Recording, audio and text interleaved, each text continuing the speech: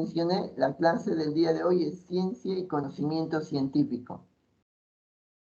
Entonces, nosotros en nuestra vida diaria tenemos un conocimiento práctico o popular.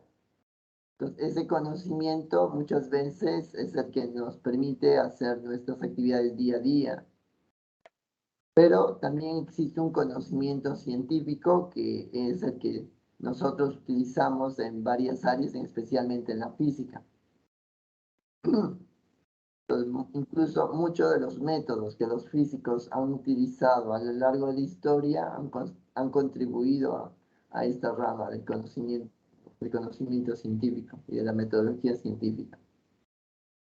Entonces, el primer paso sería diferenciar los tipos de conocimientos que existen con el conocimiento científico. A ver, ¿qué tipos de conocimientos existirán o ustedes conocen?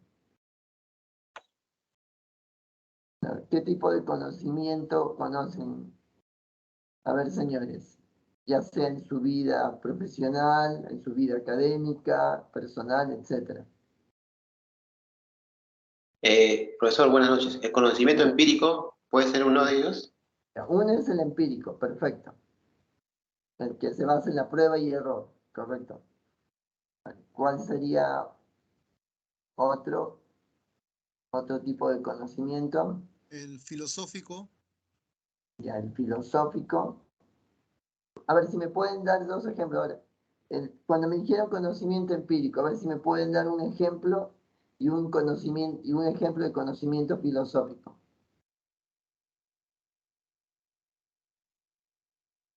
A ver, ¿qué dicen, señores?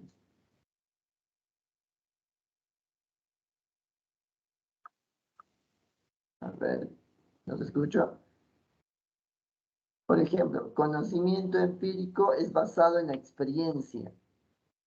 Por ejemplo, en lugares donde llueve, cuando ven una nube oscura,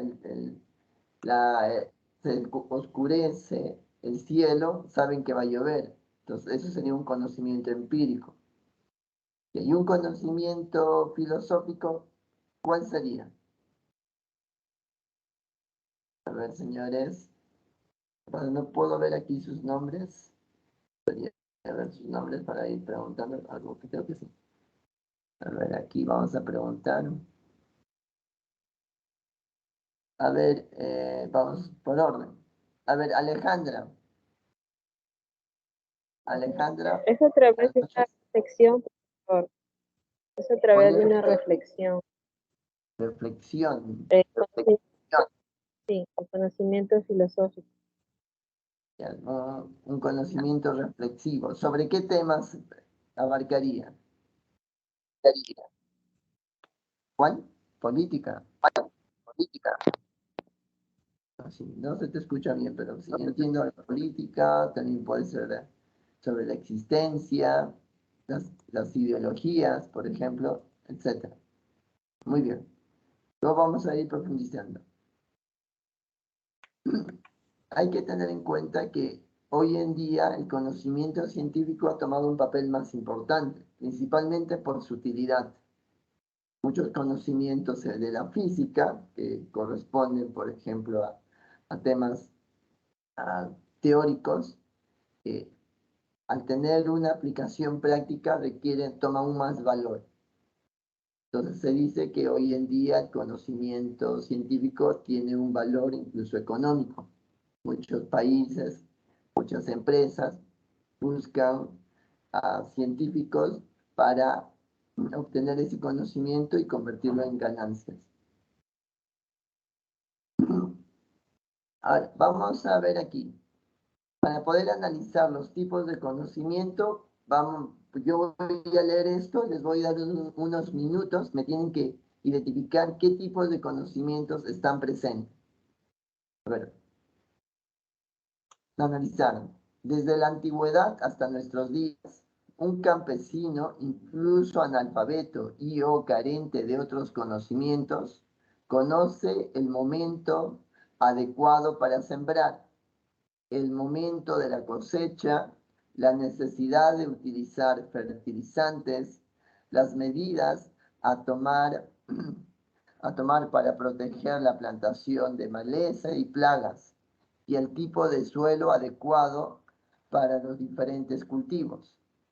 También es consciente de que cultivar el mismo tipo cada año en el mismo lugar agota el suelo. En época feudal, el sistema de cultivo era en franjas, 2 cultivadas y una tercera en reposo, alternándolas de año en año, nunca cultivando la misma planta, 2 años seguidos, en una sola franja.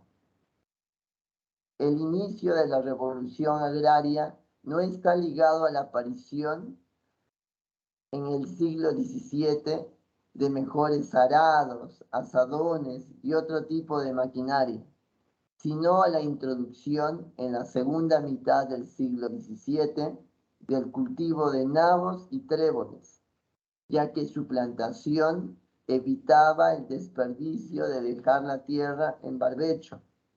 Su cultivo revitalizaba el suelo, permitiendo un uso constante. Hoy en día la agricultura,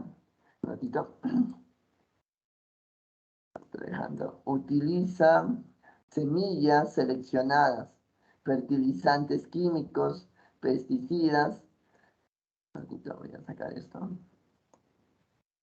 semillas, e incluso intenta controlar biológicamente insectos dañinos.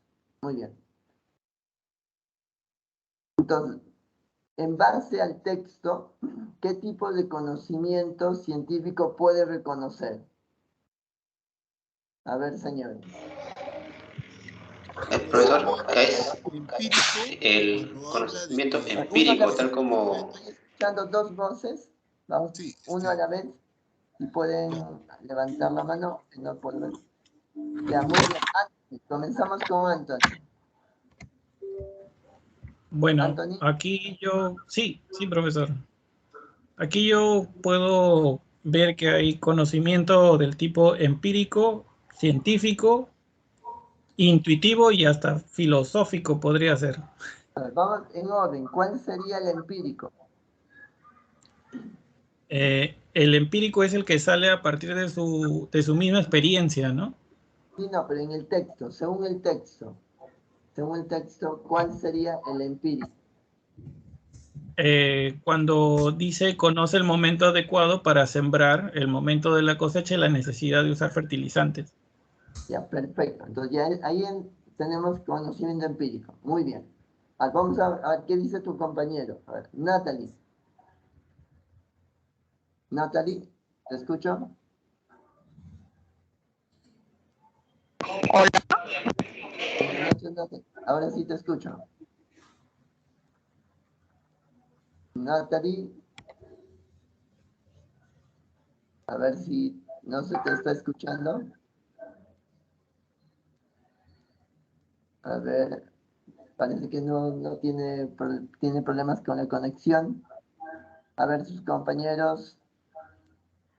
A ver, ¿qué dice? A ver, ahí, ya muy bien. A ver, ¿qué dice Darwin?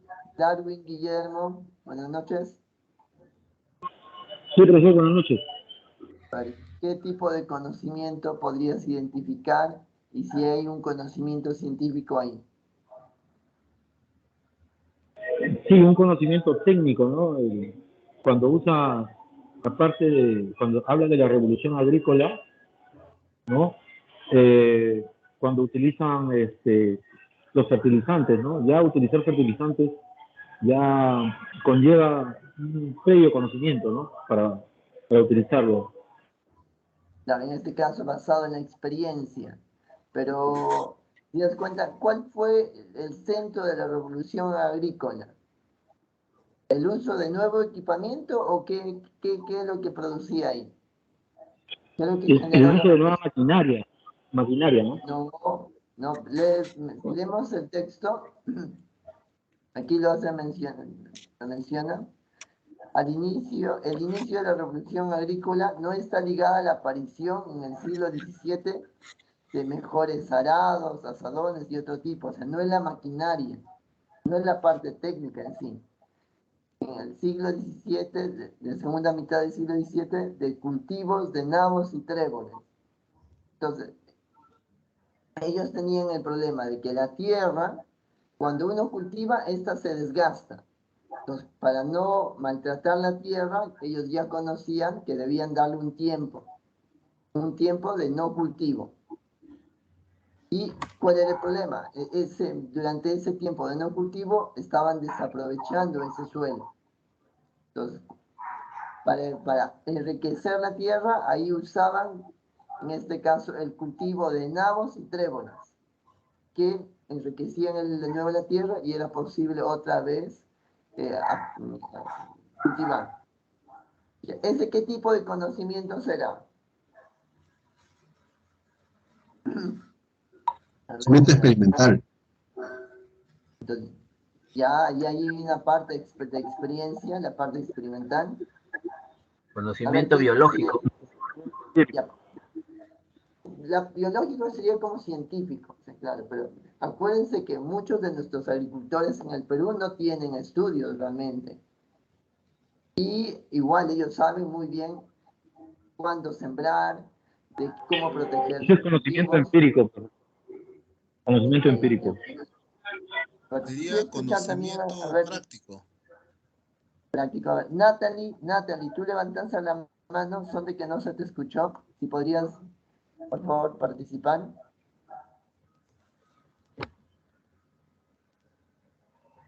Natalie, tu micrófono está abierto, pero no se te escucha.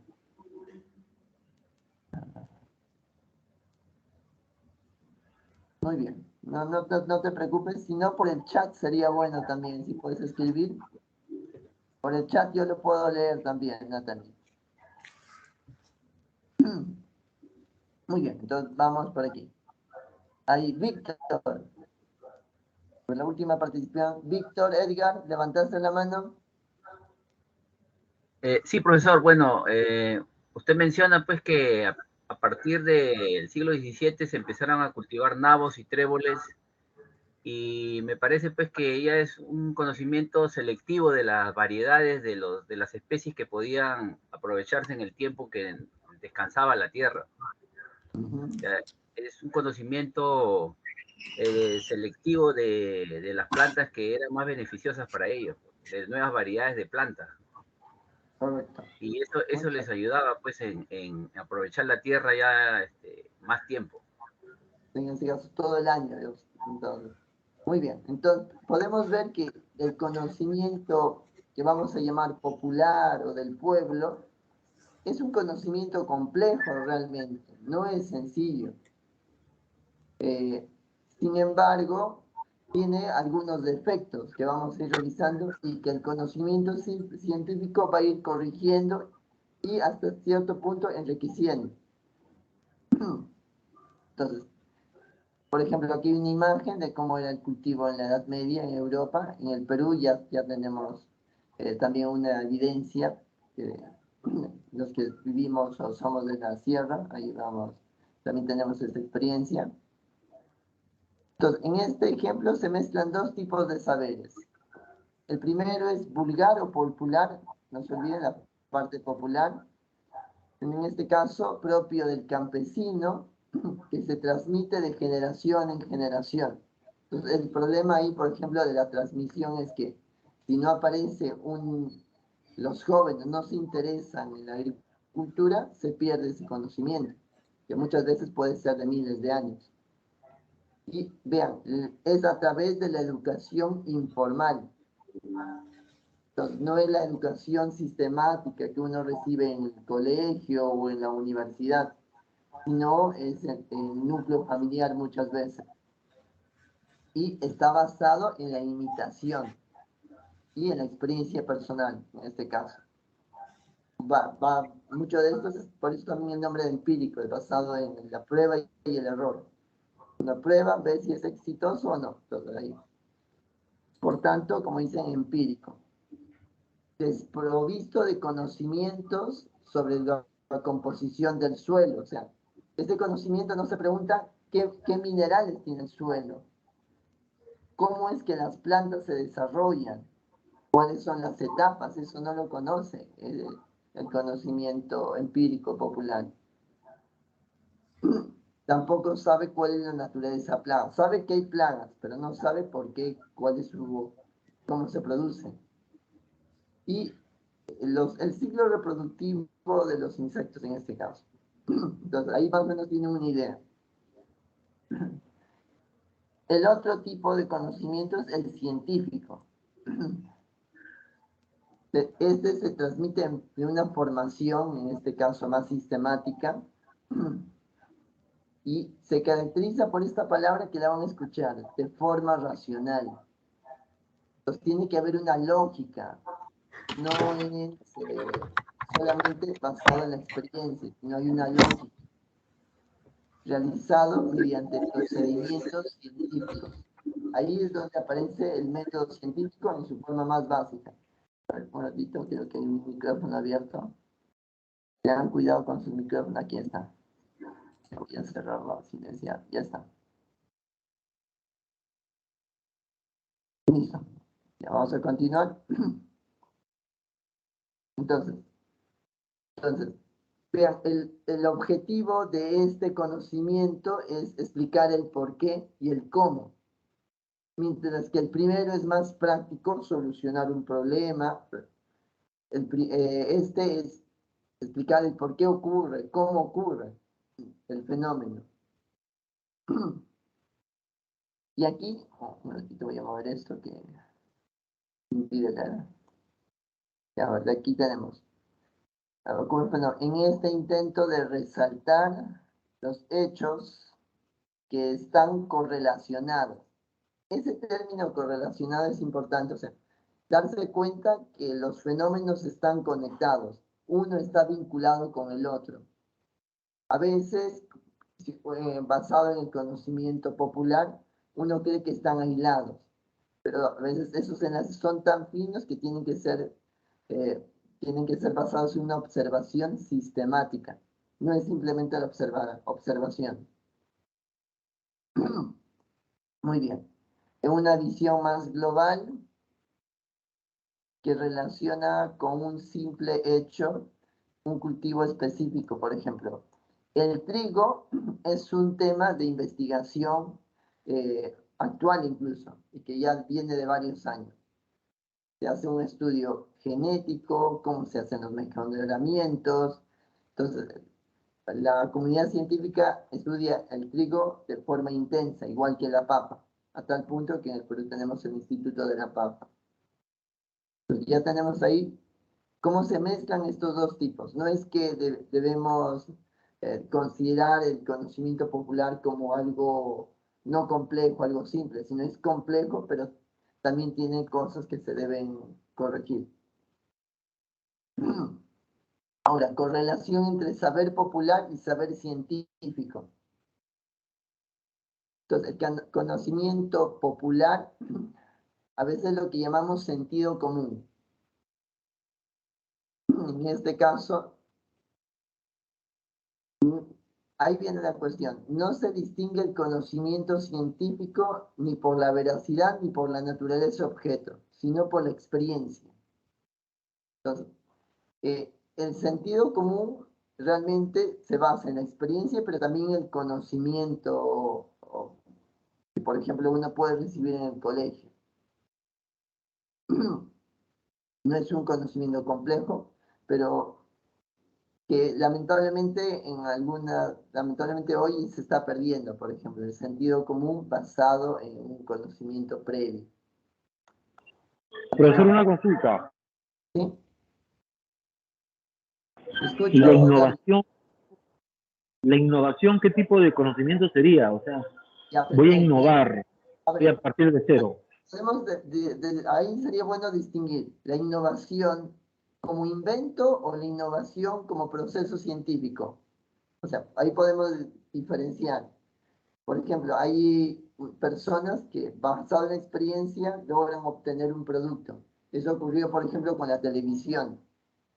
La televisión, había una empresa que estaba investigando con bastante intensidad, pero no lograba obtener un producto, como el televisor, la transmisión de señal de imágenes, y una persona en forma autodidacta y basado en su curiosidad logró desarrollarlo.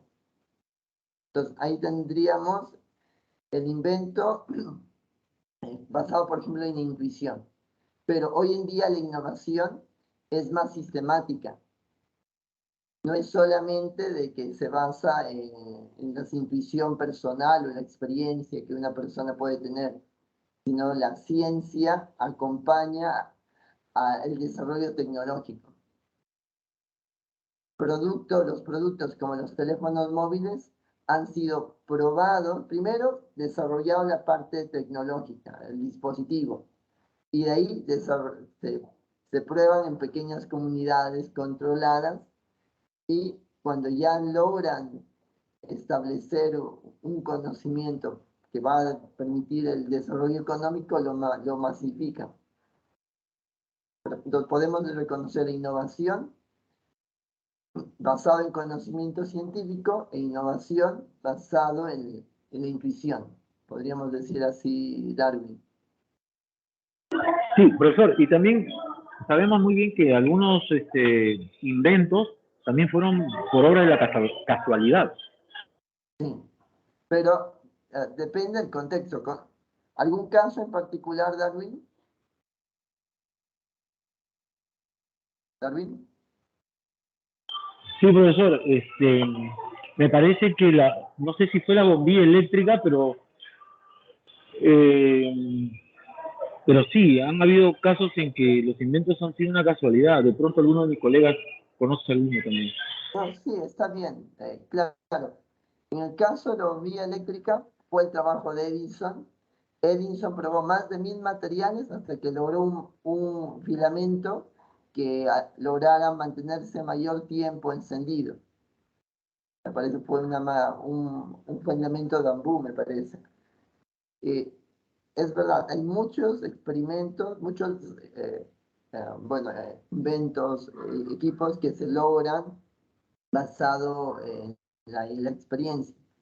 Pero yo les digo, hoy en día la industria a nivel internacional, la gran empresa, ya tiene secciones de innovación que son puntos importantes y ya todo es una metodología bien definida. No es que sale al azar, digamos así.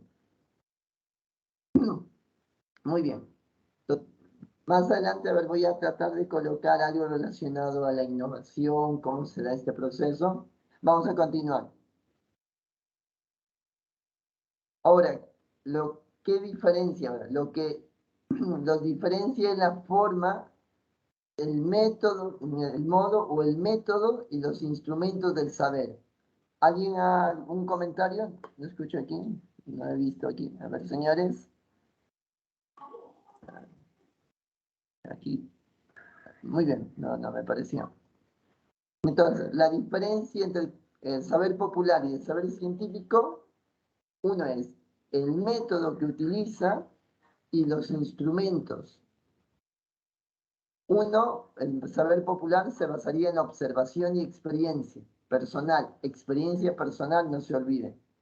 Mientras que el saber científico en el método científico basado en una hipótesis, experimentación, validación, etc. Y de ahí los instrumentos.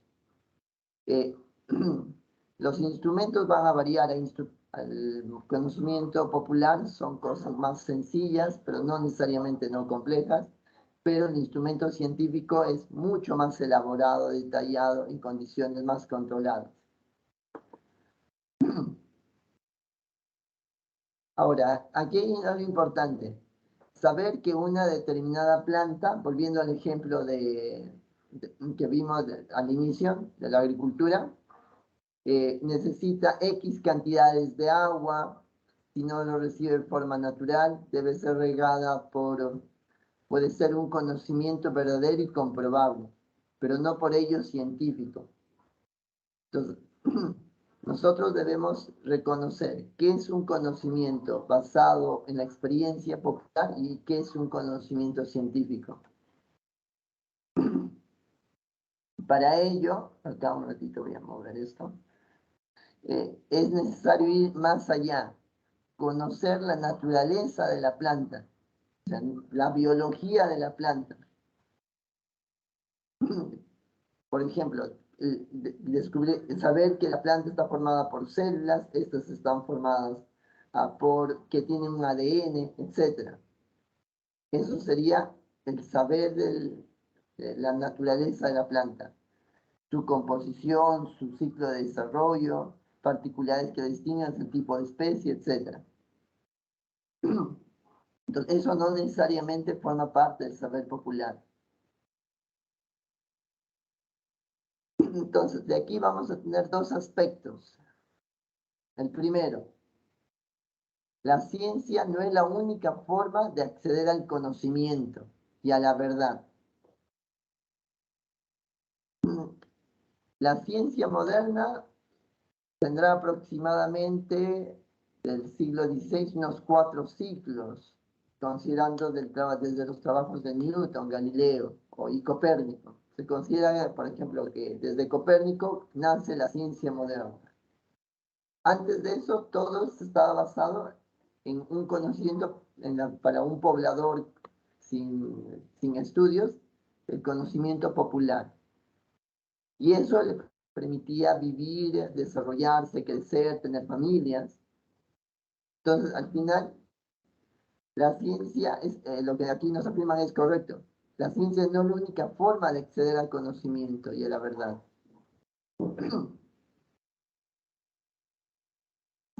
Entonces, el segundo punto, un mismo objeto, fenómeno, en este caso puede ser la planta, puede ser un mineral, una comunidad, vean, también las personas, las sociedades es un objeto de estudio y de conocimiento, ya sea popular o científico, la relación entre un jefe y su subordinado en una empresa, pueden ser materia de observación. Entonces, tanto la persona que cultiva el saber popular como el saber científico, ambos se basan en la observación.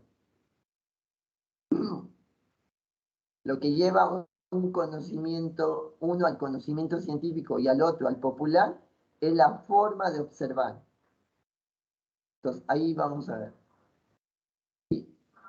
Esto, no se olviden, la ciencia comienza en la observación, pero no solamente en el caso de las ciencias experimentales, por ejemplo, necesitas también la experimentación controlada.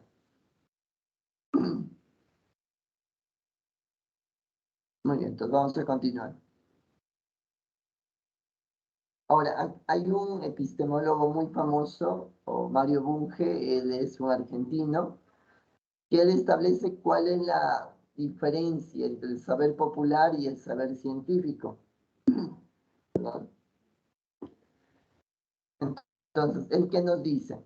Entonces, para Bunge, la discontinuidad radical que existe entre ciencia y saber popular en numerosos aspectos, principalmente en lo que se refiere al método, no deben hacernos ignorar de una cierta continuidad en otros aspectos, especialmente cuando acotamos el concepto de vulgaridad, conocimiento al sentido común.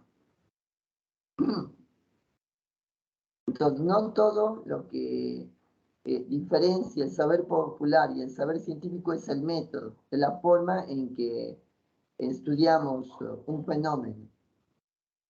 Ese método, por ejemplo, es la observación. Sino hay cosas más esenciales. Entonces, si excluimos el conocimiento mítico, o sea, aquí hay que diferenciar cuando la humanidad inició su desarrollo basado en la historia, el conocimiento de historia que tenemos hoy, existió un conocimiento mítico. Por ejemplo, en los relámpagos, truenos que estaban producidos por dioses.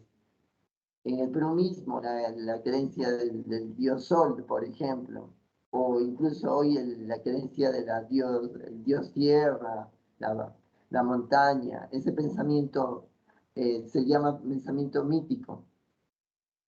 Si excluimos esa parte del conocimiento, encontramos que tanto el sentido común, es decir, el saber popular, como la ciencia pretenden ser racional y objetivos. Entonces, aquí hay dos términos muy importantes y que debemos discutir. A ver, señores, quisiera ahí que me indican, en su experiencia, el saber popular, el del día a día, el de las personas que, por ejemplo, alguien que toma el bus o que tiene, o que conduce un autobús, el saber popular, ¿es racional? A ver qué dicen, ¿es racional o no? Bueno, en algunos casos sí. A ver, si puedo dar un ejemplo. Creo que el ejemplo más claro que podemos ver es acerca de los señores, por ejemplo, que hacen las construcciones, ¿no? Los maestros de construcción. Muy bien. Ellos tienen un conocimiento y que es corroborado luego basado por el ingeniero, basado en el experimento científico, ¿no? O en el conocimiento científico, más bien dicho. Muy bien, entonces ambos tienen formaciones distintas. El ingeniero tiene un conocimiento universitario, donde pasa por laboratorios, etcétera, pero el maestro no. Y ese conocimiento del maestro, ¿es racional? No sé si lo puedes ampliar. ¿Por qué sería racional? Anthony. Claro, es racional porque, o sea, tiene un sentido, ¿no? O tiene un, digamos, es que no sé cómo explicarlo. O sea, tiene una razón de ser, ¿no? Muy bien, hay una lógica. Por eso es que tiene un conocimiento en base a todo lo visto. Ya, un conocimiento basado en la experiencia o en la transmisión. De repente, algún familiar, sus familias. A todo lo que él ve, ¿no? Porque hay personas que con tal solo ver y aprender, poniendo comienzo en práctica, se puede convertir en maestro. No necesariamente puede estar como uno presente ahí enseñándole. Pero también, por ejemplo, estas personas generalmente tienen una cantidad de años en el área. O sea, no es simplemente de que llegan, pasa un año y ya es un maestro, sino comenzaron de lo más sencillo, puestos bastante básicos, de cargar material, etcétera, y ahí fueron aprendiendo en la experiencia cómo se construye una casa, a tal punto que hoy en día la mayoría de las casas, por lo menos antiguas, son por lo menos construidas por maestros. Muy bien, es un muy buen ejemplo. A ver, entonces, pero quisiera también la participación, a ver, aquí en la última. A ver, Susan Catherine, ¿tú crees que el conocimiento popular será racional? Susan Catherine. Sí. Buenas noches. Sí, profesor, buenas noches. ¿Podrías dar un ejemplo? Cualquiera, tu compañero dio el ejemplo de los maestros de construcción, es muy bueno el ejemplo. Sí. Por ejemplo, los campesinos, ¿no? Por ejemplo, a través del tiempo, siguiendo las tradiciones de siembra y cosecha, pudieron llegar a tener un conocimiento, ¿no?, más objetivo sobre, por ejemplo, en qué momento ya toca la siembra, en qué momento hay que echar los fertilizantes, ¿no? Guiándose sobre en el tiempo, ¿no? En las estaciones. Muy bien. ¿Y tú crees que ese conocimiento es racional? ¿Por qué crees Sí, que es racional. ¿Por qué? Porque, a ver, todo el tiempo que los campesinos observaron justamente, observaron el tiempo en el que deben realizar sus actividades, usaron la razón, ¿no? Porque se guiaron del tiempo, las estaciones, el sol, la lluvia, la helada, cómo cuidar, ¿no? Yo pienso que es racional, ¿no? No, sí, es racional principalmente porque tiene una lógica y tiene una consecuencia a lo que ocurre en los fenómenos naturales. Muchas veces hay, bueno, gente en la universidad que va a la sierra y quiere hacer una prueba, hacer un cultivo, por ejemplo, y tiene que consultar a las personas propias de la región, porque hay un conocimiento personal, como les digo. El conocimiento popular se Profesor, caracteriza. Sí, profesor, disculpe, Antonio. pero eso también es relativo, ¿no? Esto de que si tiene o no tiene sentido común es relativo. Me refiero al siguiente ejemplo, ¿no? Porque, por ejemplo, hace poco nos acabamos de, no sé si todos, pero yo sí me acabo de enterar hace poco que si las naranjas, por ejemplo, son expuestas mucho tiempo al sol, pierden sus propiedades de vitamina C. Pero muchos vemos a las señoras que venden juguito de naranja que tienen las naranjas peladas y expuestas a la luz. Pero eso, por ejemplo, eso es muy racional desde el punto de vista de ellos, ¿no? Es muy racional porque es más rápido para que ellos procesen y salga el jugo más rápido. Pero eso era racional hasta ese punto. Después, cuando ya descubrimos que pierde sus cualidades, ya deja de ser racional. Muy bien. Perfecto. Entonces quiere decir que el conocimiento popular tiene limitaciones y que ahí tiene que entrar la ciencia a través del análisis en este caso. Si uno puede afirmar eso es porque se ha hecho experimentos, hay una experiencia. Entonces, muy bien, Antonio. Muy bien. Y el otro es objetivo. O sea, objetivo quiere decir que independiente de la persona que lo hace. Y ahí es uno de los puntos en que el saber popular puede fallar. Vamos a ver que hay una crítica fuerte al saber popular más adelante, pero está en este carácter. La objetividad, por ejemplo, dado una experiencia, esta tiene que ser reproducida en forma independiente por diversas personas, conocidas o no conocidas. Esa es la razón que cuando uno saca una publicación, su publicación sale en una revista, por ejemplo, esa publicación tiene que ser verificada en otro laboratorio en forma independiente y ahí recién se comienza a formar parte del saber científico. Muy bien. Entonces, aquí, según Bunge, aquí encontramos que tanto el sentido común como la ciencia pretenden ser racionales y objetivas. Entonces, ahí, acuérdense esa palabra, pretenden. Aquí no me está dejando. Ya, continuamos.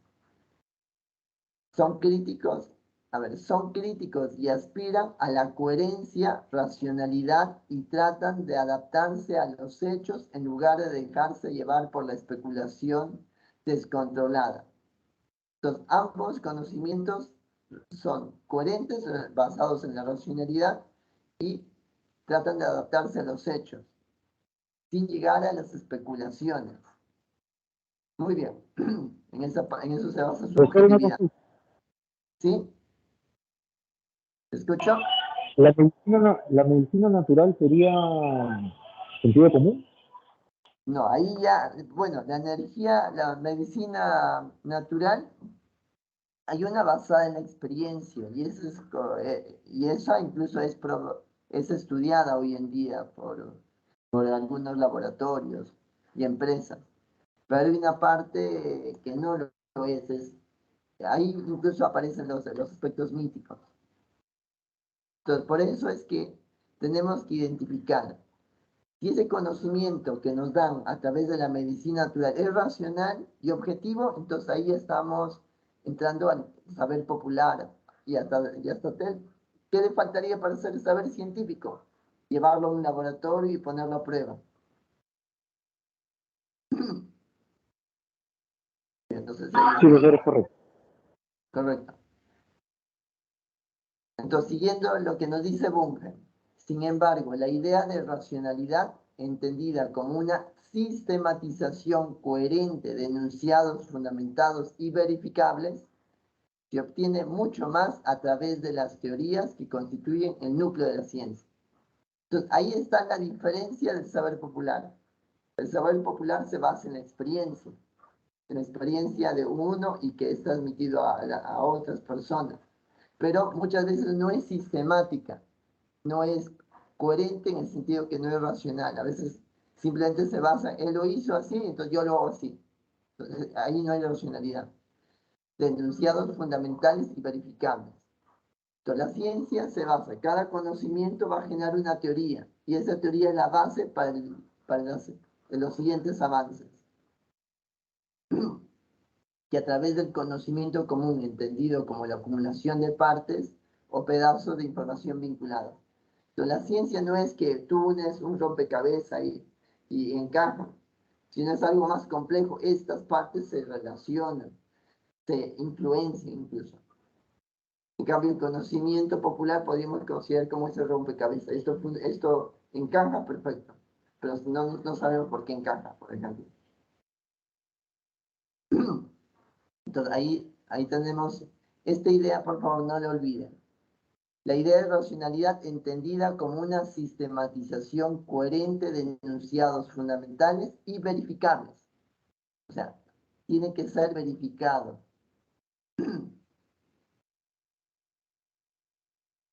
Muy bien. Ahora vamos a la objetividad. O sea, la idea de la objetividad, es decir, la construcción de imágenes de realidad verdaderas e impersonales.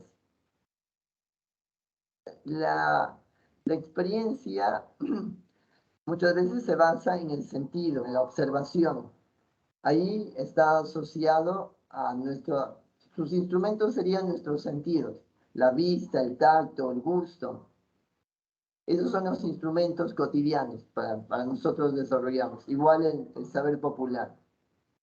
En cambio, para el saber científico tenemos otros instrumentos, un microscopio, un equipo de rayos X, etc. Y esos no son, en este caso, no son simplemente sentidos naturales.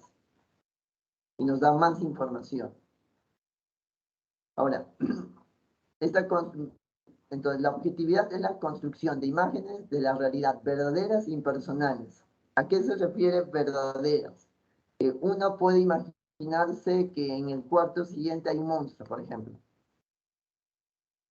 Entonces, eso es nuestra imaginación, es nuestra subjetividad. No es real, no es verdadera. Entonces, ahí tenemos que saber diferenciarlo.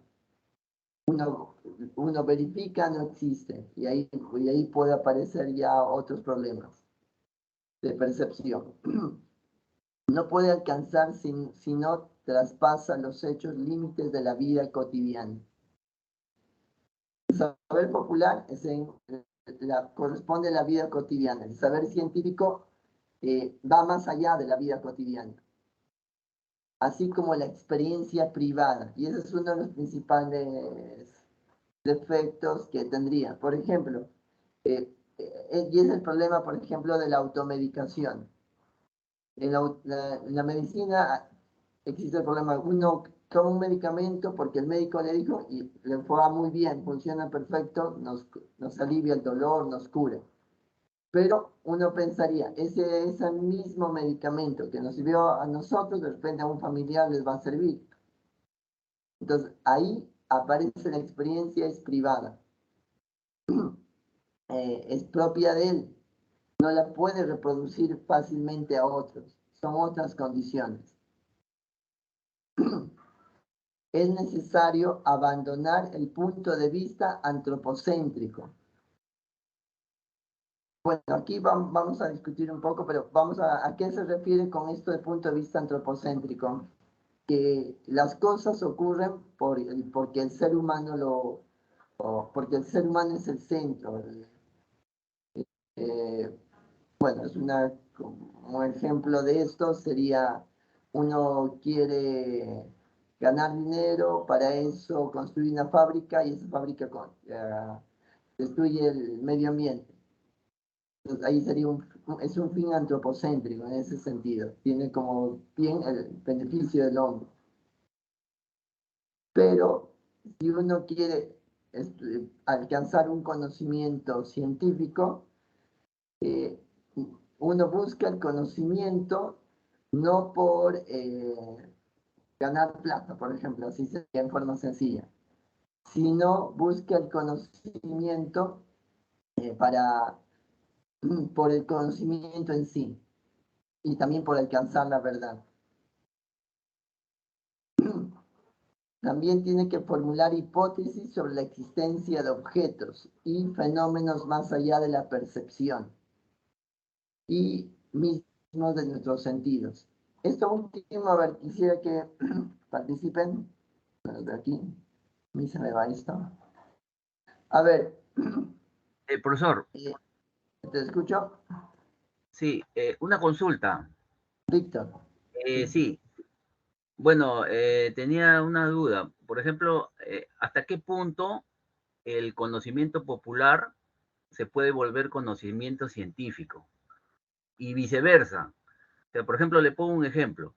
Por ejemplo, el descubrimiento de la pólvora por los chinos, al comienzo fue por motivos quizás de algunas celebraciones, o de repente ya posteriormente lo utilizaron para en las guerras, para poder hacer frente al enemigo, ¿no? Y posteriormente, por ejemplo, se descubrió el trinito tolueno, que ya se le aplicó un poco más de conocimiento científico y se pudo ver de qué tipo de sustancias químicas contenía para poderlo volver conocimiento científico.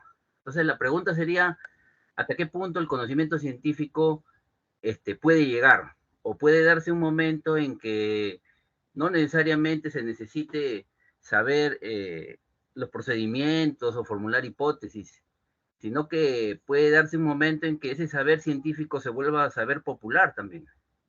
¿O usted cree que no puede darse el caso? Es correcto, Víctor. Ambas vías son posibles realmente. O sea, por ejemplo, un ejemplo de conocimiento popular se vuelve en conocimiento científico sería en los productos como la uña de gato. Esto tiene un conocimiento popular que nace en las comunidades aborígenes de la Amazonía.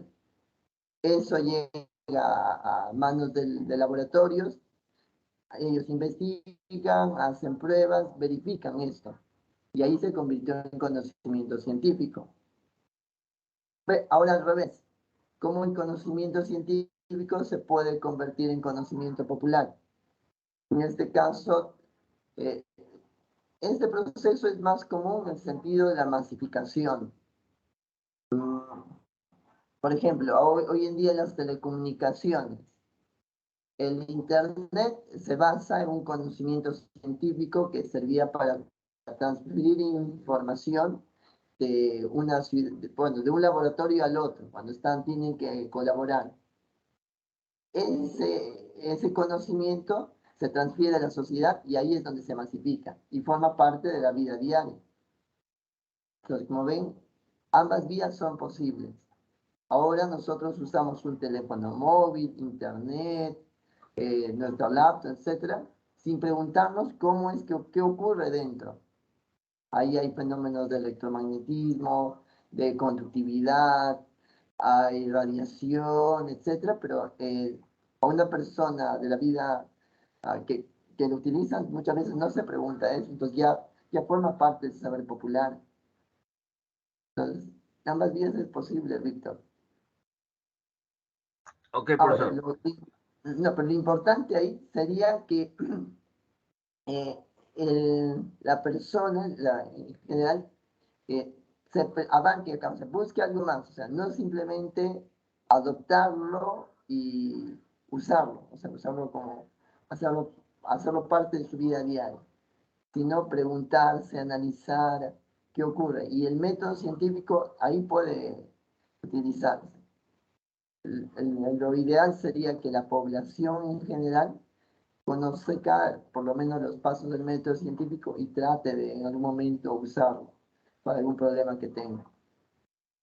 Muy bien, Víctor. Es correcto. Profesor, una pregunta. Darwin. El saber científico también evoluciona. Sí, claro, o sea, eso es algo básico, porque el conocimiento científico, tú generas una teoría, esa teoría es la base de las siguientes. Todo el proceso nos sirve para generar un conocimiento. Ese conocimiento, esas teorías son las bases para el siguiente paso. En ese sentido hay una progresión.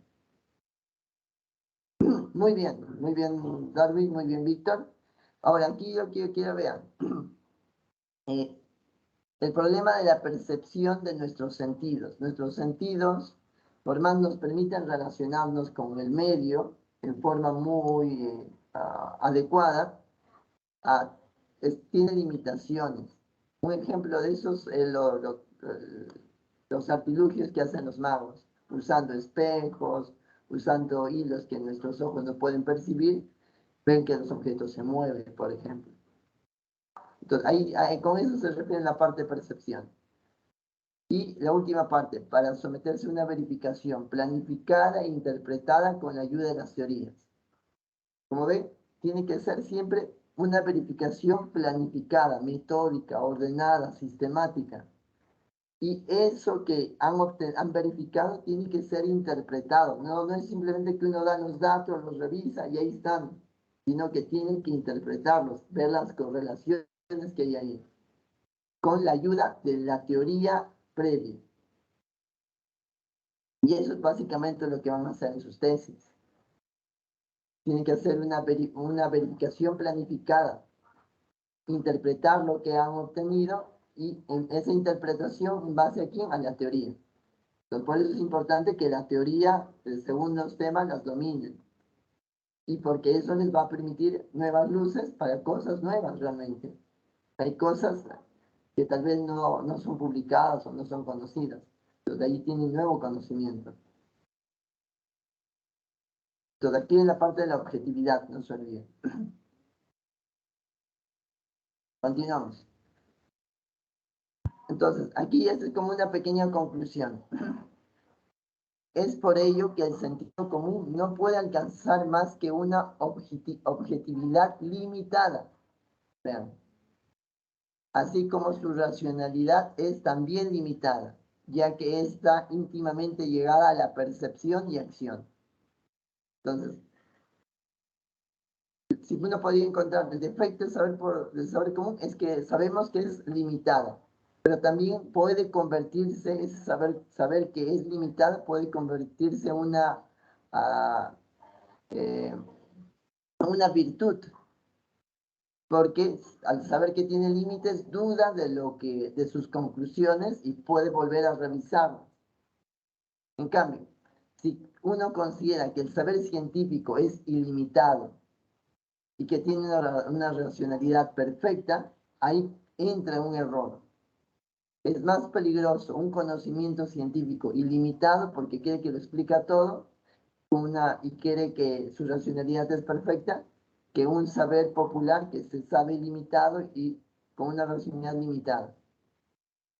Ustedes habrán visto el problema de que incluso hay ingenieros que por diversos motivos construyen puentes que no encajan. Por ejemplo, puentes entre un río, construye una parte del puente, la parte izquierda, la parte derecha, y cuando los unen, no empalman.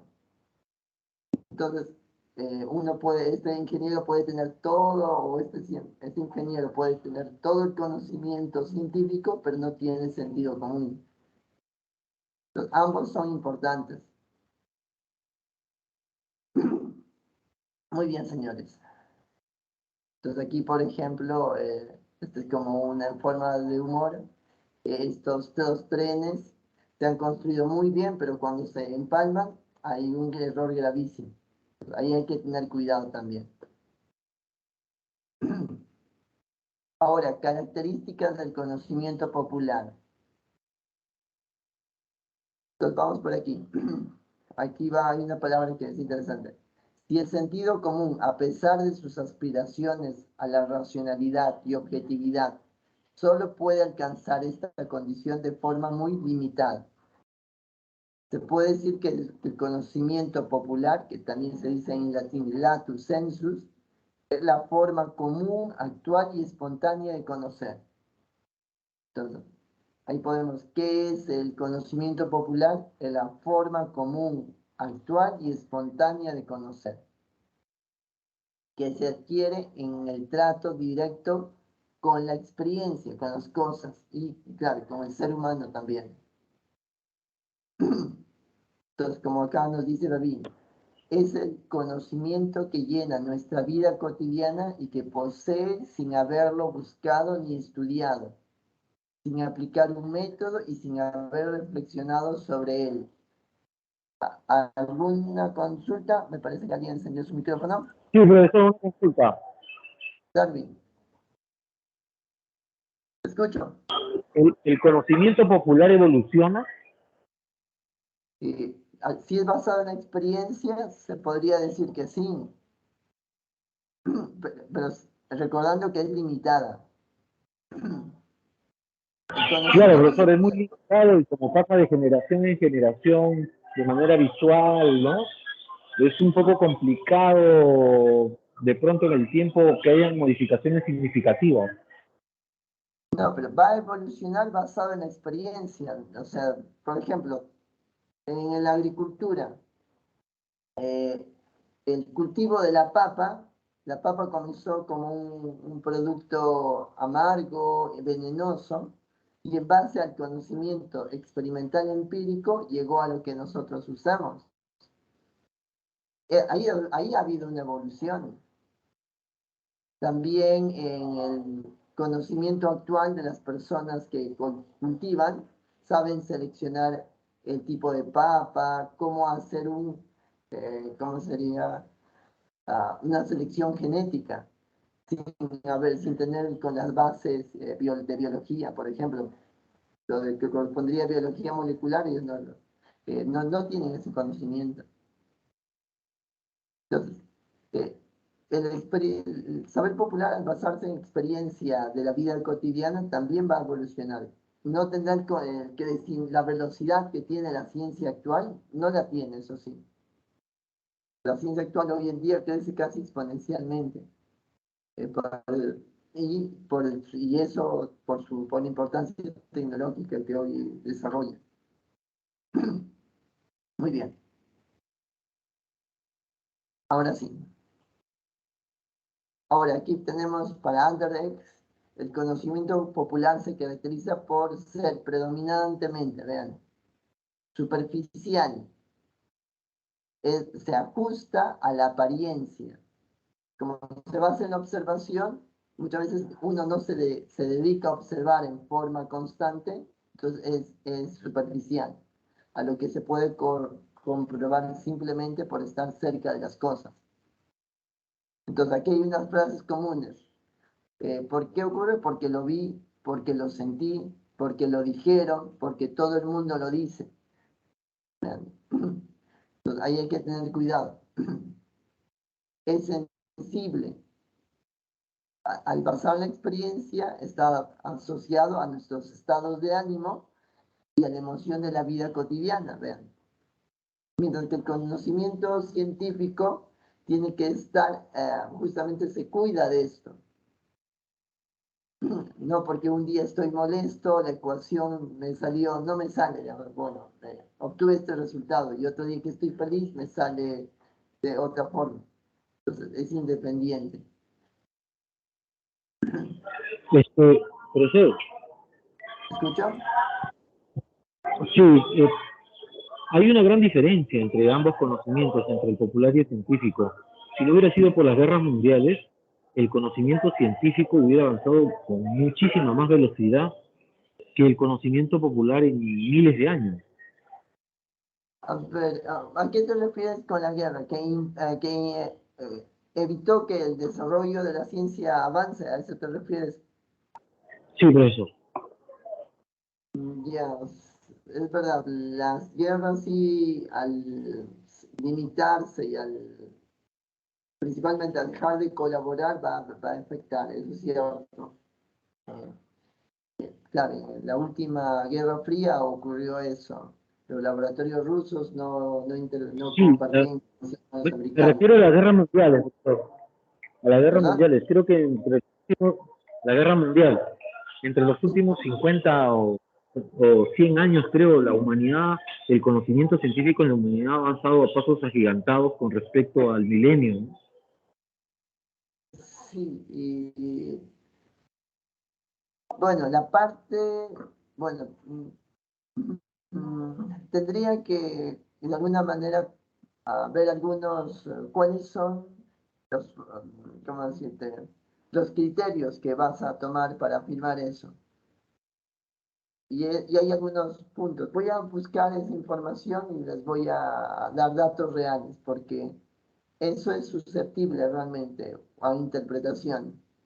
Es mejor ver un análisis histórico y ahí vamos a ver cuánto ha crecido realmente.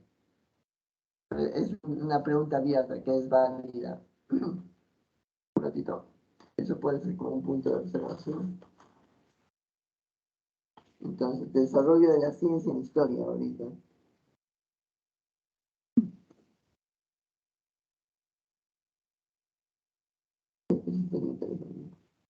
Es cierto la afirmación, porque ahí hay que tener cuidado, porque en esa afirmación se basa en nuestra experiencia diaria. Entonces, para nosotros podemos ver que el conocimiento crece aceleradamente, pero si uno lo ve de un punto de vista objetivo, de repente nos sorprendemos. Entonces, para eso es mejor ver los datos. Entonces, ya en la siguiente clase les voy a tratar de corroborar lo que mencionas. Muy bien, continuamos. Este conocimiento como popular es asistemático. Está organizado, pero no apunta a una sistematización de ideas, que en el caso de la ciencia sí lo hace. Es acrítico. Muchas veces la afirmación es aceptada.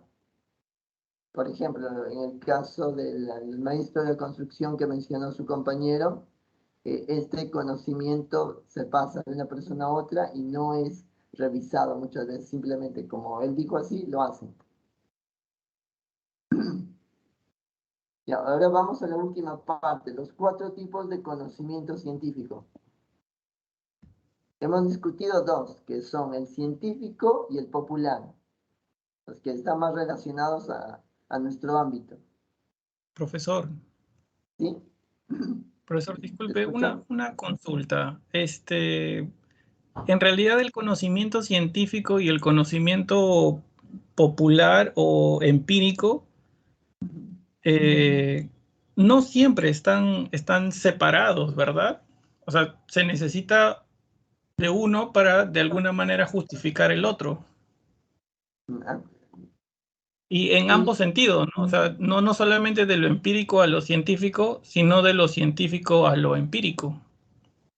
Sí, es correcto, pero como mencioné antes, el punto que los va a diferenciar está primero en el método de observación, eso basado en que el conocimiento popular va a tener una observación principalmente basado con nuestros sentidos, y el método experimental científico basado en instrumentos especializados.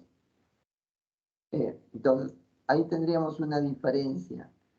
Ambos pueden alcanzar lo mismo, o sea, ambos pueden tener las mismas conclusiones, y muchas veces son así, o sea, y salvo algunos casos, es cierto, de que el conocimiento científico se puede atrasar.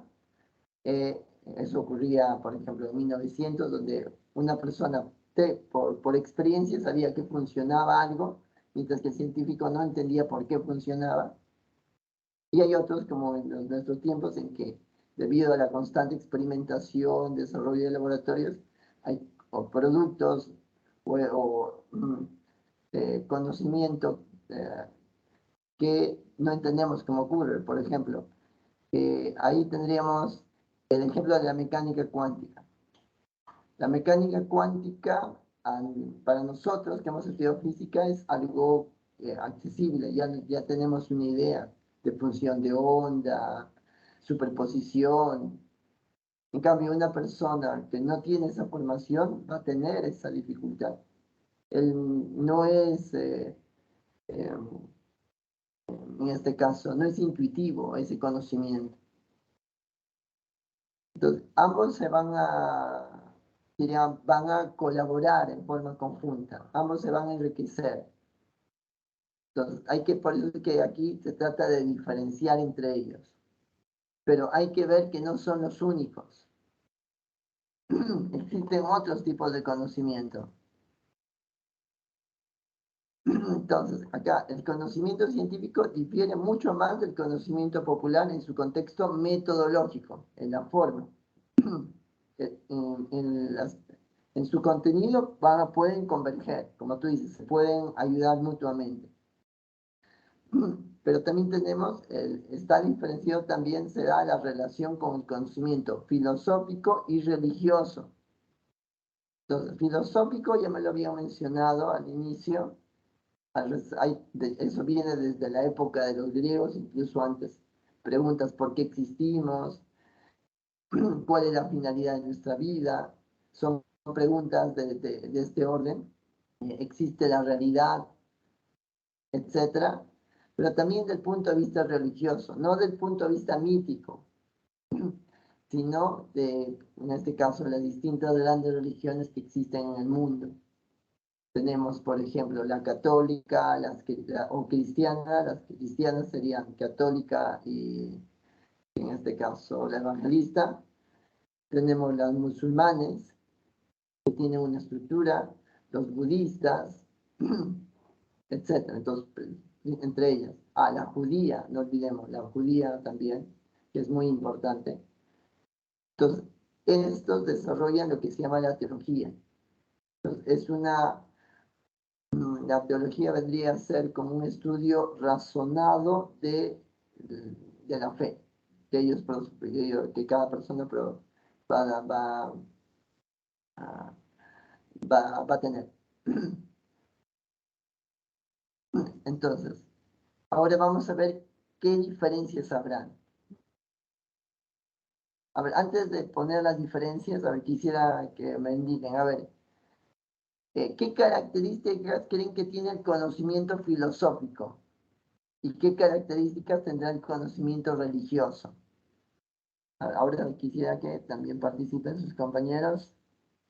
Aquí tenemos, Filosófico, ¿quién ha levantado la mano, perdón? ¿Quién? yo, profesor.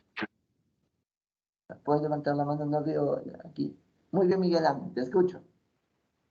Sí, profesor. Si hablamos del filosófico, se basa en lo que es el tema de la observación. Y parte de ahí el tema filosófico, que uno empieza a hacer las preguntas. Se basa en la observación, sería similar al popular. ¿Qué lo diferenciaría? Porque el conocimiento popular también se basa en la observación. Con el tema, si hablamos del tema religioso, filosófico. Comencemos con el filosófico que mencionaste. Ya. En el tema de filosófico, uno empieza a preguntar en base a, por ejemplo, en este caso, lo que mismo se preguntó Isaac Newton, ¿no? ¿Por qué está cayendo la manzana? Y a partir de ahí empezó a filosofar, en este caso, preguntarse a qué es lo que... Reflexionar. La palabra sería reflexionar, o sea, ante un hecho no solamente describe o lo toma como un conocimiento práctico, sino reflexiona sobre eso. Entonces, ahí comienza a aparecer. Entonces, muy bien, Miguel. Perfecto. A ver, quisiera Fernando Enrique. Buenas noches. ¿Está presente? Fernando Enrique. Fernando no se encuentra aparentemente. A ver, Jesús, Jocelyn, Jesús. Profesor, buenas noches. Buenas noches, Jesús. A ver, ¿qué características tendrá el conocimiento filosófico o, si deseas, el conocimiento religioso? ¿Qué características quieres que tenga? El filosófico tiene más que ver con con el ser humano. Por eso que siempre se pensaba, bueno, la famosa frase, ¿no? Ser o no ser, se me viene a la mente, y el religioso, más que todo con el ser humano y algo divino, algo superior, que te guía, que te lleva, o que te puede castigar en todo caso si no sigues ciertas reglas o sus, eh, sus enseñanzas, podría decirse, ¿no? Entonces, ya, muy bien. Entonces, ahí tiene como que una consecuencia. A ver. Profesor, yo también quería acotar algo. Usted dijo que también de lo anterior, de los conocimientos.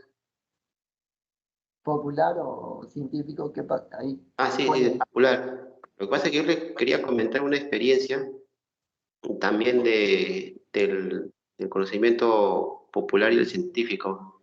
No sé si a muchos les ha pasado o a veces les ha pasado que el conocimiento popular es cuando un niño, digamos, está asustado y muchas veces llora y no saben qué hacer, ¿no? Yo le cuento porque tuve un amigo que es doctor, entonces a él le decía, ¿no? Oye, mira, cuando un niño está asustado, ¿qué es el conocimiento popular? ¿Qué hace en esos casos, no? Bueno, compran un huevito y le pasan el huevo, conocimiento popular, ¿no? Pero este médico decía, no, eso es, eh, lo menospreciaba, ¿no? Lo decía, no, eso no funciona así, todo tiene una respuesta científica. Entonces, este doctor tuvo su hijo, ya después tuvo unos meses, y le pasó eso a su bebé. Empezó a llorar y él, preocupado, empezó a ver qué tenía y no daba con la solución. No podía dar hasta que su hermana, perdón, su cuñada, le dijo, mira, ¿sabes qué? Le vamos a pasar huevito. Y le pasaron huevito y inmediatamente se calmó. Entonces, hay conocimientos, este, eh, empíricos o sociales que la ciencia todavía no puede responder. O eso quería comentarles hace un momento como experiencia, ¿no? que me había En lo que pasado. tú comentas, está muy bien, Jesús. Entonces, lo que tú comentas, ahí tendríamos que aplicar, en este caso, los criterios que hemos mencionado, la racionalidad y objetividad. Entonces, en la parte racional tendríamos que estudiar cuál era la lógica, por qué cuando le pasaron el huevo se dejó de llorar. Entonces, ahí tendría que haber un estudio. Pero en la objetividad, ahí está la mayor dificultad. La objetividad es que este hecho debería ser reproducible. O sea, eso tendría que ser, y no simplemente reproducible en forma al azar, sino sistemática. Es como un medicamento. Un medicamento o descubren una droga para curar una enfermedad. Entonces, este tiene que ser probada en forma sistemática para que este medicamento, por ejemplo, pueda salir a la venta.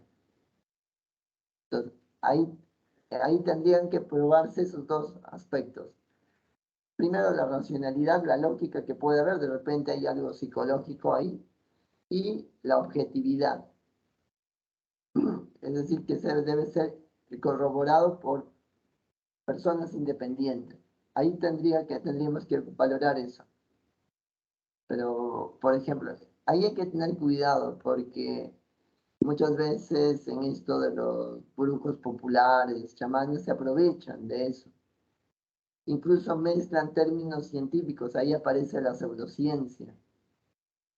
Entonces hay que tener bastante cuidado ahí. En estos temas tal vez son más inocuos, pero en otros que te piden beber hierbas, etcétera, ahí hay que tener mucho cuidado. Muy bien, Jesús. Ya pasó, wow. Ya muy bien, continuamos. Ya el tiempo, ¿no? El tiempo ya no va a avanzar. Entonces, estos tipos de conocimientos son 4, el tipo empírico o popular, el científico, el teológico y el filosófico. Entonces, en el empírico surge a partir de la observación, como hemos visto. El método básico es la observación e interacción con el medio ambiente. Entonces, ahí tenemos el empírico. El científico, en cambio, usa la lógica. Entonces, tiene que haber una racionalidad. Y el pensamiento crítico se basa en hechos comprobados. O sea, tiene que ser reproducibles en muchos de los casos. Y ahí tenemos también los teológicos. Se basa en la fe religiosa y sostiene que estas tienen la verdad. Esa es una característica propia del conocimiento teológico. Primero, se basa en que la verdad existe y que, bueno, en este caso es lo que buscan, es la búsqueda de la verdad. Y vamos a ver que hasta un punto para ellos la verdad absoluta es posible. Y el filosófico, en cambio, ¿escuchan? Aquí ¿alguien quiere comentar? Sí, profesor, pero el conocimiento teológico, como usted dice, está basado en la fe.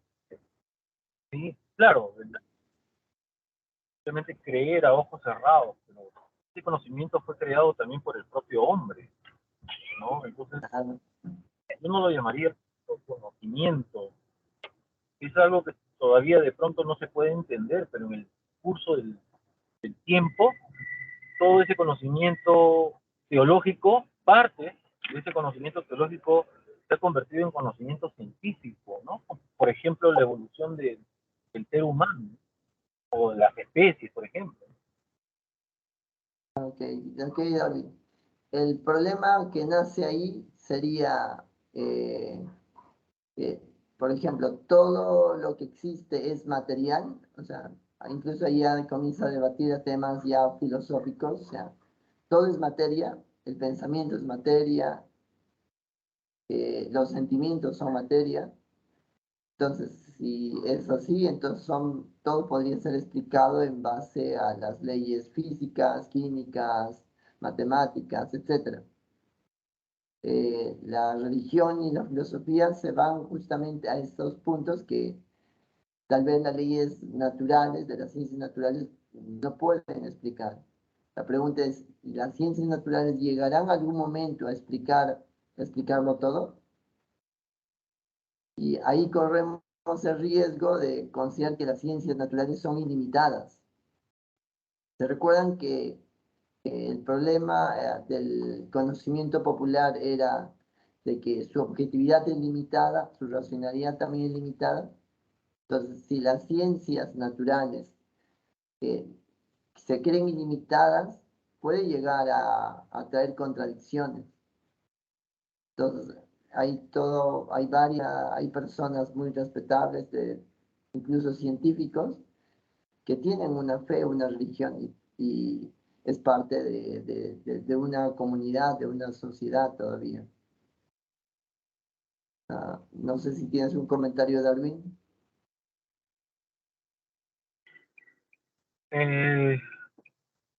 Definitivamente, profesor, el conocimiento, el que no entendamos, de pronto es una cuestión de tiempo, ¿no?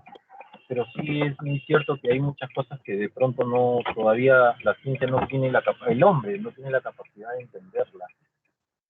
Pero en el transcurso del tiempo han habido muchas situaciones en que al inicio no la entendíamos y después las hemos ido comprendiendo. No estoy seguro y creo que no, el hombre no está seguro, ¿no? Que lo vayamos a entender todo al final. Pero entonces, bueno, es un punto abierto. Es un punto abierto. Profesor. Sí, disculpe, ahí yo creo que hay un pequeño error, ¿no? Porque el conocimiento teológico se basa en interpretación, más el conocimiento científico es más objetivo, ¿no? Entonces, es como, si lo queremos comparar de alguna manera, es como comparar dentro del conocimiento científico el conocimiento teórico y el conocimiento práctico, ¿no? O sea, muchas cosas en teoría están escritas y todavía no lo hemos experimentado y no las damos todavía por 100% verdaderas. Por eso siguen siendo teóricos. Anthony, ahí que la teoría, por lo menos científica, se basa en un hecho corroborado, por lo menos experimentalmente. Eso sí, o sea, no hay que confundir con la especulación teórica. La especulación teórica es que en base a unas ecuaciones uno puede decir que existen los multiuniversos, sí, sabiendo de que no hay base experimental. En cambio, la teoría, que por ejemplo la mecánica cuántica, esa sí tiene base experimental. Bueno, lo mismo sucedió con los agujeros negros, ¿no? Los agujeros negros también eran teóricos hasta hace poco que se corroboró que sí existen. Por eso, antes de que no se corrobore, era especulación. Entonces, ahí viene la importancia de la experiencia o de la observación en ese caso. Por ejemplo, hay teorías, por ejemplo, antes se creía que el éter existía. Cuando las ondas electromagnéticas aparecieron, decía, debe haber algún medio, y tenía lógica, los teóricos eran aceptados, pero en 1900, con los experimentos que se realizaron del interferómetro, demostraron que no existen. Entonces, ahí hay que tener cuidado. Entonces, en las ciencias, por lo menos en las ciencias naturales, la experimentación, la corroboración experimental es muy importante. Ya, pero ahora, la teología y la filosofía están en otra área, que pongámoslo dentro de las ciencias sociales, digámoslo así. Entonces, ellos también tienen su importancia. Es igual como la literatura, por ejemplo. Y eso va a tener acción sobre el ser humano. Queramos o no, ese conocimiento teológico, que es muy parecido en algunos puntos a la filosofía, ese conocimiento filosófico, tiene efectos sobre el ser humano. Y por eso es importante, no lo podemos aislar. Bueno, ahí es un punto que ustedes también tienen que analizar. Todo esto también es debatible. Muy bien, continuamos, ya para terminar. Para Trujillo, vamos a ver que es un epistemólogo, sistematiza las características en 4 tipos de conocimiento. El conocimiento popular, que es valorativo, es reflexivo, pero no es sistemático. Es verificable por la experiencia y es falible, es decir, puede cometer errores y es inexacto. El conocimiento científico, en cambio, es real o factual, contingente, sistemático, vean, eso es muy importante, tiene que ser verificable, igual que el conocimiento popular es falible, hay posible de error, pero es aproximadamente exacto, o sea, busca eso. No lo alcanzará porque hay errores, y hay toda una teoría de los errores, pero es aproximadamente exacto. Ahora vamos a los que estuvimos mencionando. El conocimiento filosófico, al igual que donde es valorativo, igual que el conocimiento popular, es racional, hay una lógica.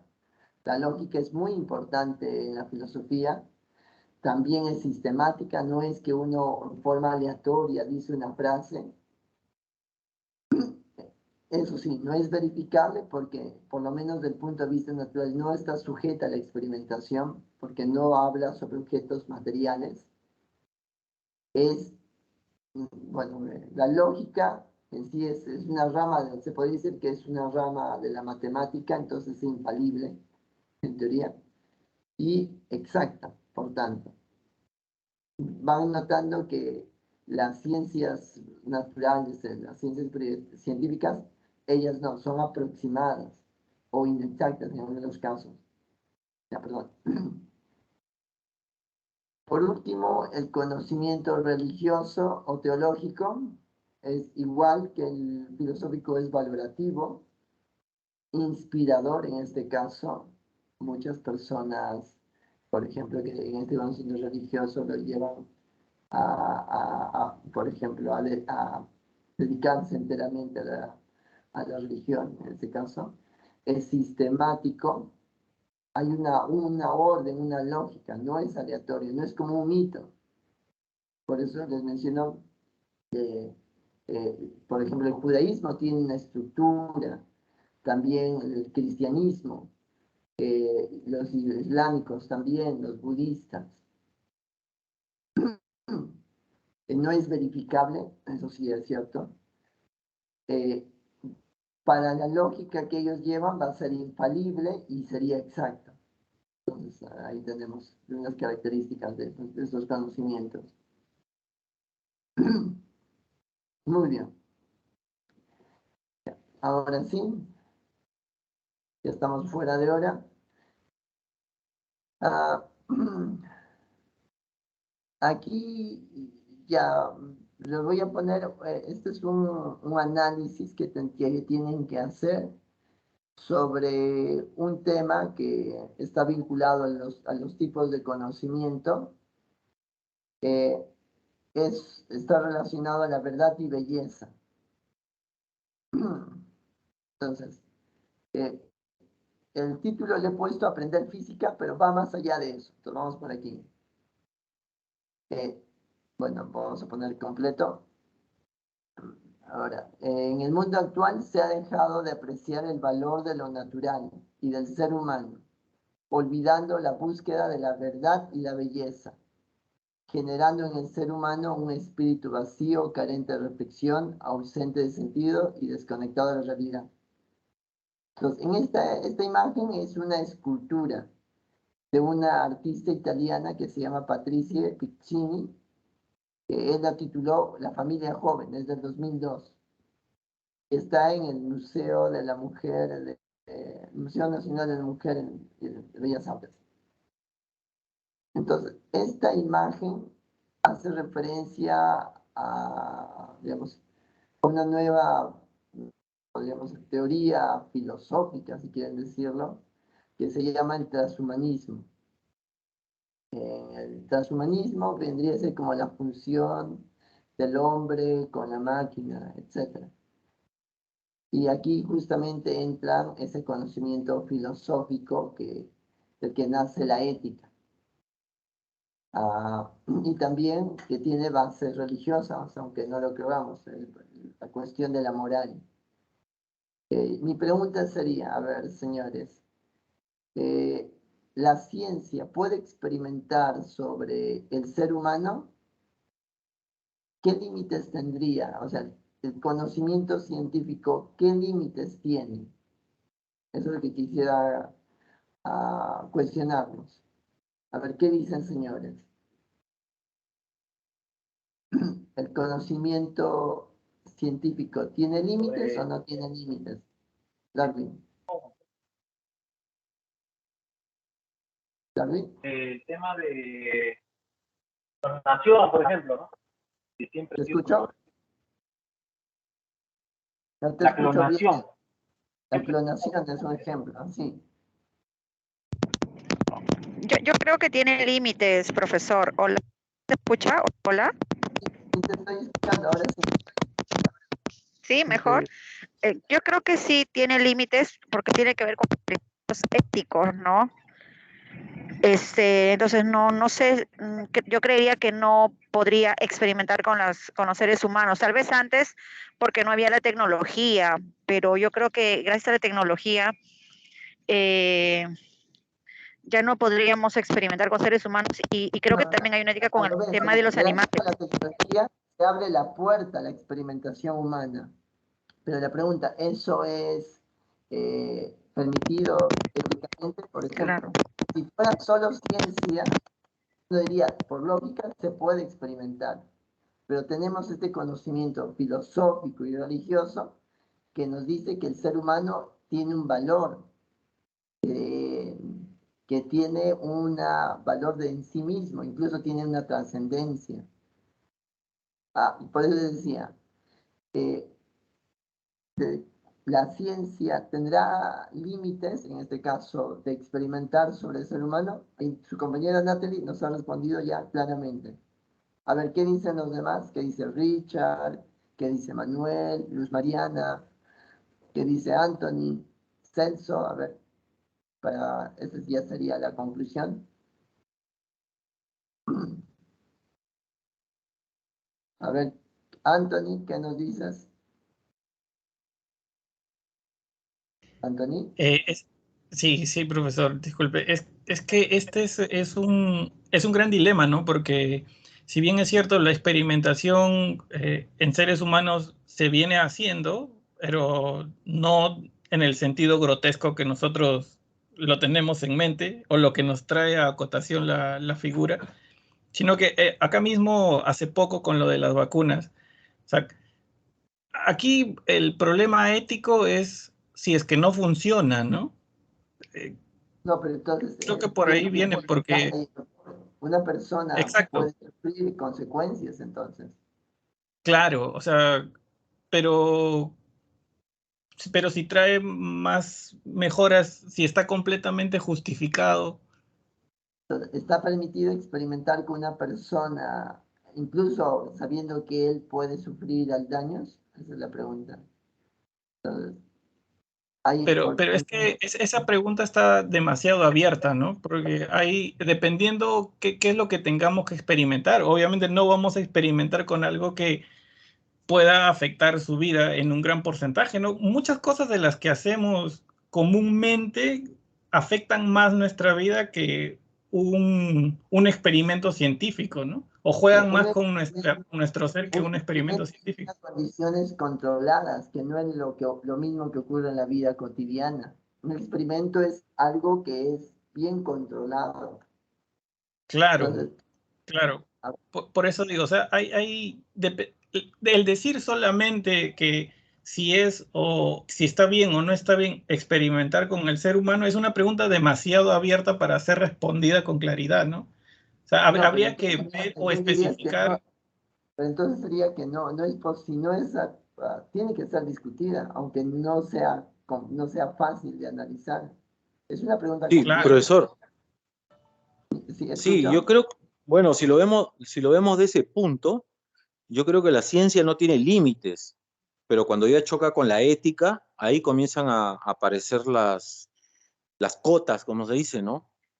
De lo que es la ciencia. Sí va a tener límites en todo caso. Y ahí es donde se ayuda de las otras ramas del conocimiento. Por ejemplo, para las religiones el ser humano es un ser que tiene un valor intrínseco. Entonces, para ellos, experimentar el ser humano sería un delito. Y hoy en día, en la comunidad científica se ha tomado. Por ejemplo, si no fuera eso, los experimentos hechos por los nazis hubieran sido tomados como resultados científicos. Entonces, ahí incluso se generó normas internacionales de experimentación. Entonces, este es un tema que les dejo para que vean la importancia del conocimiento científico, del conocimiento filosófico y religioso, porque su contribución también va a enriquecer digamos, no es el conocimiento científico y el popular, sobre todo.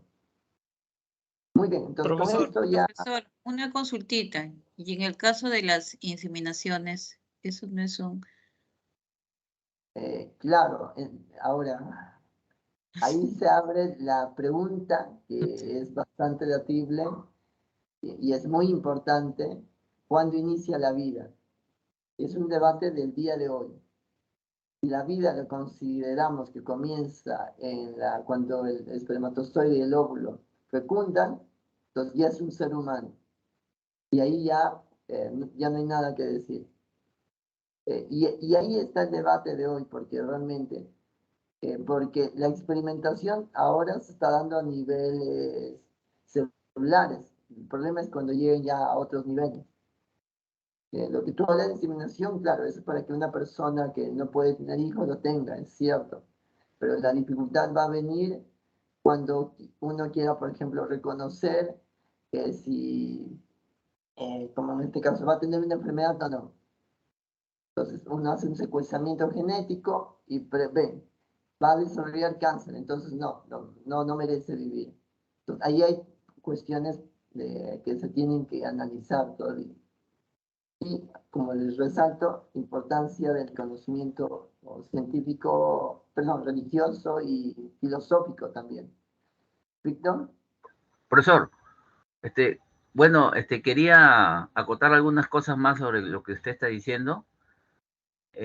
Bueno, con un ejemplo, por ejemplo, el caso de Ana Estrada, esta señora que tenía un problema degenerativo muscular que le permitía movilizarse hasta el punto de que estaba solicitando la eutanasia.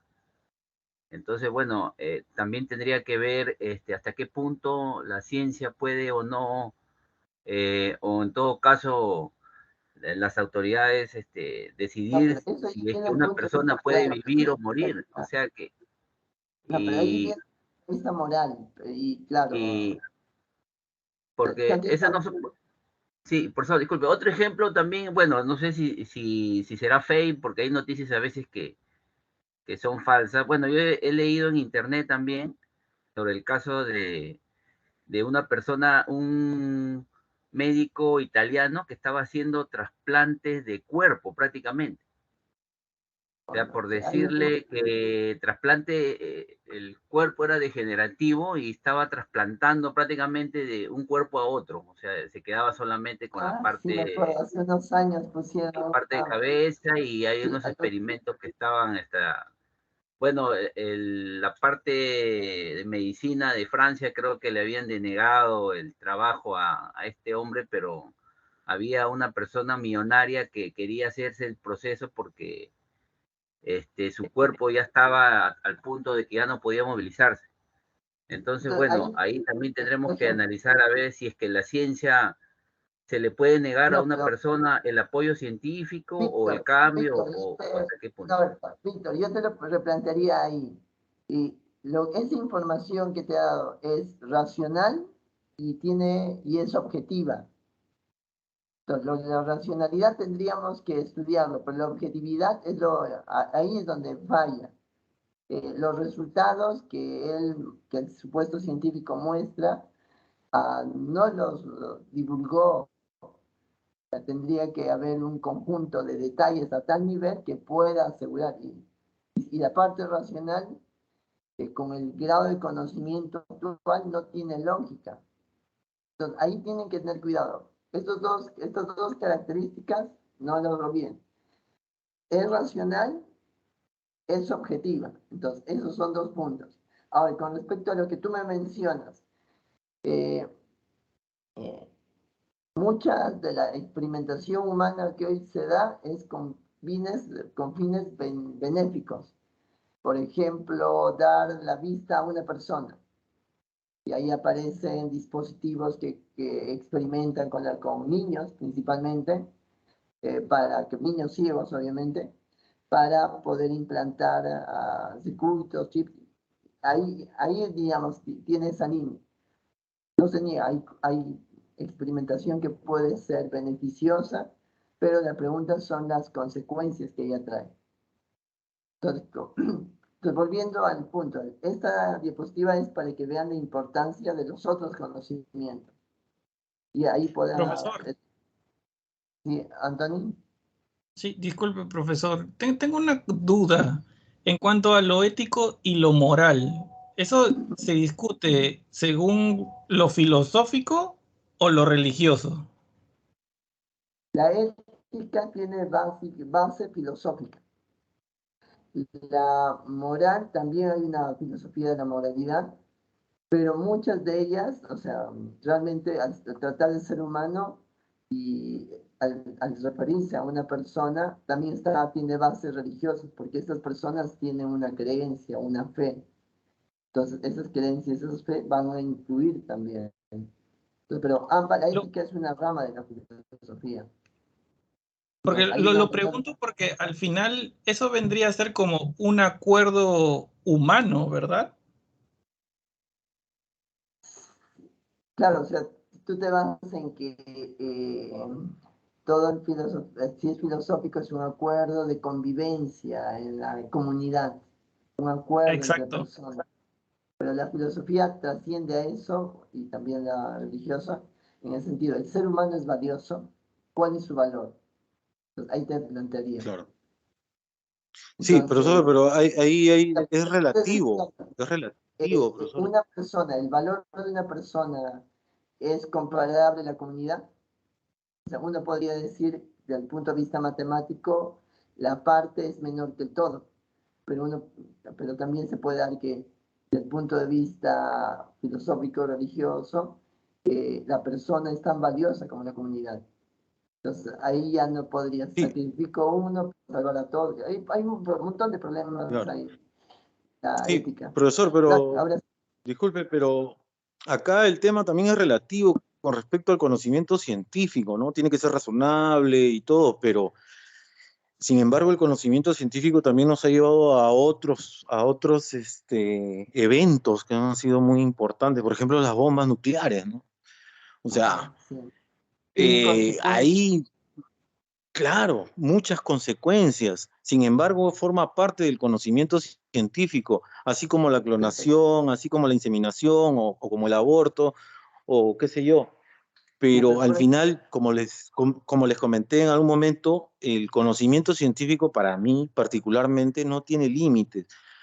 La aplicación, si ya choca con la parte moral, la parte ética, la parte filosófica, y esa es otra historia, pero como conocimiento científico, o sea, netamente científico, uno puede hacer, digamos, solamente el límite lo pone el ser humano, el hombre, nada más.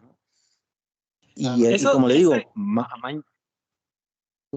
Eso es interesante lo que comentas, porque si bien por eso le hacía la pregunta al profesor acerca de lo ético y lo moral, porque vamos, nos hacemos tantos líos por hacer experimentos aquí, podemos experimentar con vacunas, con trasplantes, con muchas cosas, pero hemos enviado a pasajeros a la luna, a investigar otro mundo sin ni siquiera tener un conocimiento claro. Eso también es experimentación.